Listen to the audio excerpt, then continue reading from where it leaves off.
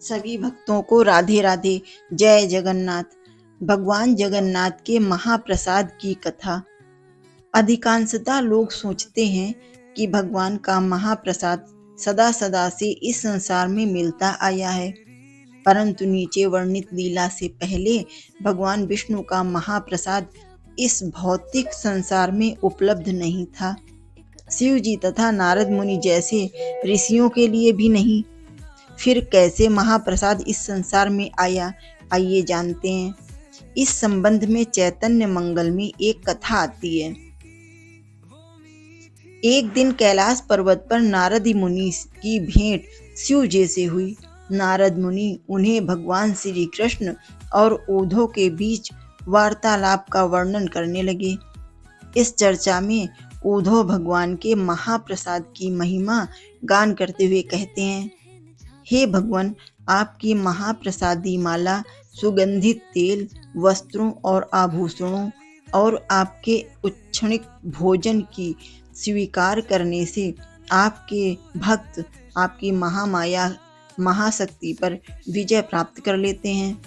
हे कैलाशपति, नारद मुनि ने आगे कहना जारी रखा, यह सुनकर मेरे हृदय में भगवान विष्णु का महाप्रसाद चखने की तीव्र उत्कंठा जागृत हुई है।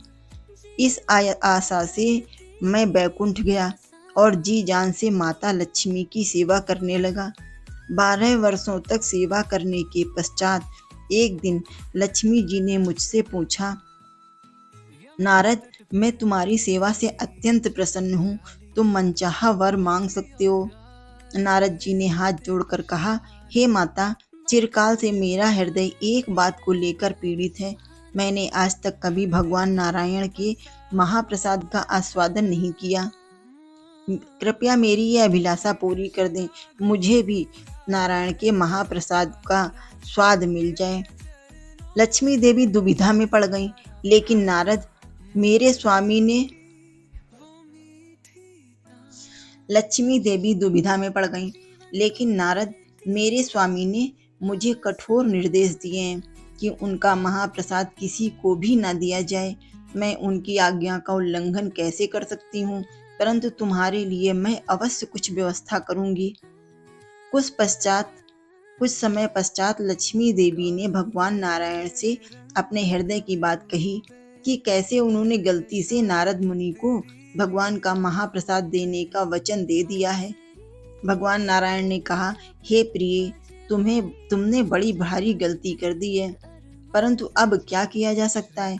तुम नारद मुनि को मेरा महाप्रसाद दे सकती हो, परंतु मेरी अनुपस्थिति में। इसलिए भक्तों को भी प्रसाद कभी भी अर्चा विग्रह के सामने बैठकर ग्रहण नहीं करना चाहिए। नारद मुनि ने आगे कहा, हे महादेव, आप विश्वास नहीं करेंगे, महाप्रसाद के मात्र स्पर्श से मेरा तेज और आध्यात्मिक शक्ति 100 गुना बढ़ गई। मैं दिव्य भाव का अनुभव करने लगा और सुनाने यहाँ आया हूँ। हे नारद, निश्चित ही तुम्हारा तेज अलौकिक है, परंतु तुमने ऐसे दुर्लभ महाप्रसाद का एक कण भी मेरे लिए नहीं रखा। लज्जित होकर नारद मुनि ने अपना सर झुका लिया, परंतु उन्हें स्मरण हुआ कि उनके पास अभी भी थोड़ा महाप्रसाद बचा हुआ है। उन्होंने तुरंत उसे महादेव को दिया, जिसे उन्होंने अत्यंत सम्मान पूर्वक स्वीकार कर लिया। उसे लेते ही शिव जी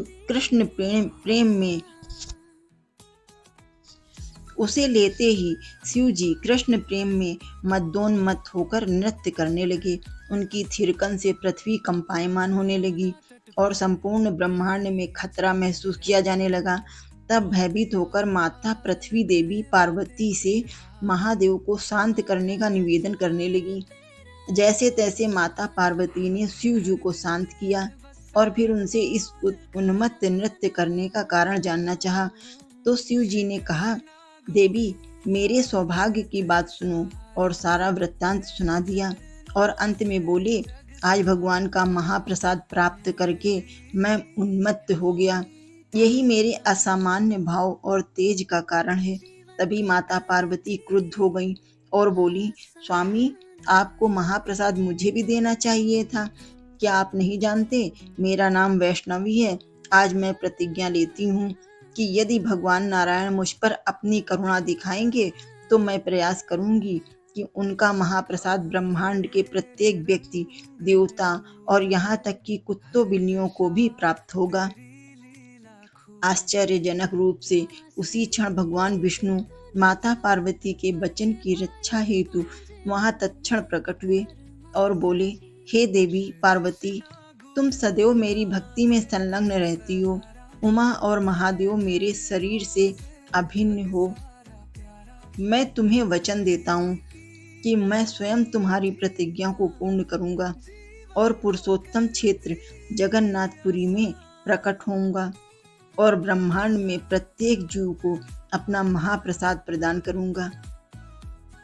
आज भी जगन्नाथपुरी में भगवान जगन्नाथ का भोग लगाने के पश्चात सर्वप्रथम प्रसाद विमला देवी माता पार्वती के मंदिर में अर्पित किया जाता है और दुनिया भर से लोग भगवान जगन्नाथ का महाप्रसाद खाने के लिए आते हैं और महाप्रसाद खा के सभी मदोन्मस्त होकर भगवान के लिए नाचते हैं, प्रसन्न होते हैं, खुश होते हैं और आनंदित होकर प्रसाद लेकर अपने घरों को जाते हैं। जय जगन्नाथ।